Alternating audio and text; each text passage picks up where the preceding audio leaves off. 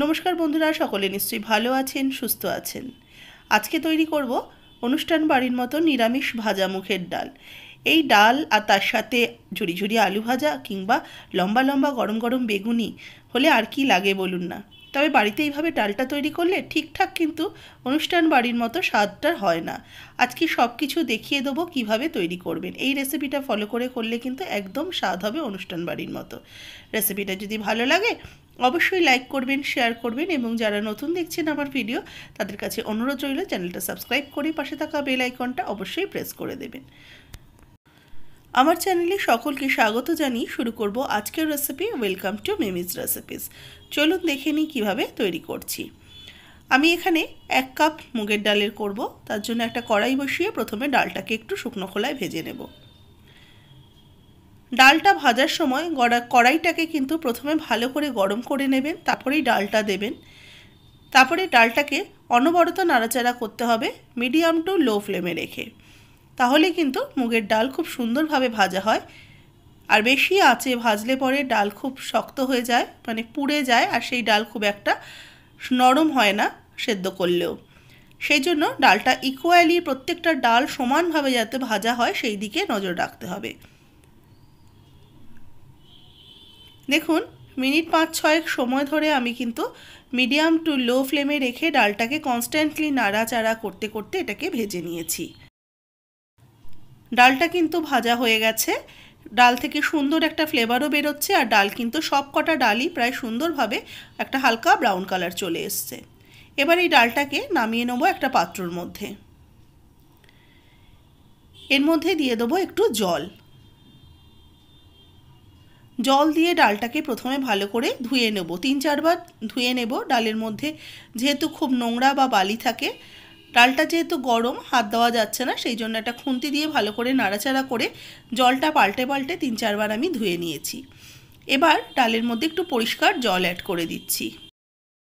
এবার এটা প্রেসার কুকারে দিয়ে সেদ্ধ করে নেব। তার জন্য একটা কাঁচা লঙ্কা ফাটিয়ে দিয়ে দিলাম, আর এর সাথে একটা তেজপাতা দিলাম। এবার এই জল শুদ্ধ ডালটাকে সেদ্ধ করে নিয়ে ফেরত এসেছি। প্রেসার কুকারের মধ্যে সামান্য একটু জল দিয়ে প্রেসার কুকারটা ধুয়ে ডালের মধ্যে দিয়ে দিলাম। দেখুন, ডালটা খুব ভালো সেদ্ধ হয়ে গেছে। আমি 2খানা হুইসেল দিয়ে নিয়েছি ডালটাকে।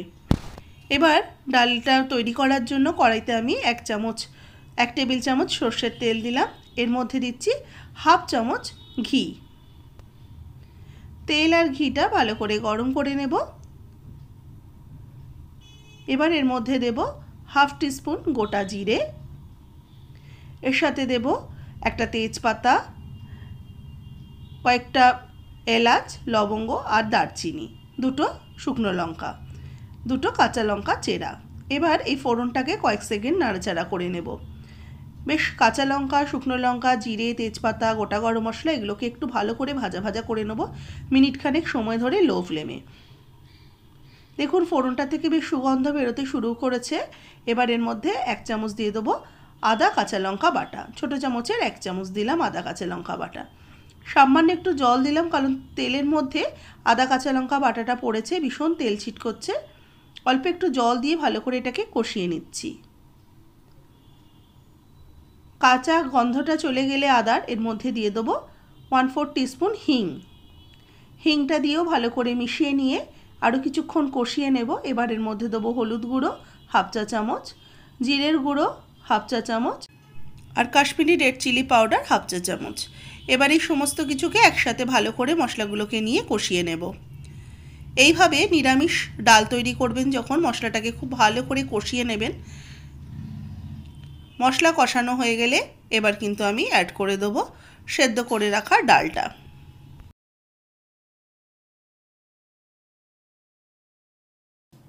এবার এই ডালটাকে সমস্ত মশলার সাথে ভালো করে কষিয়ে নেব।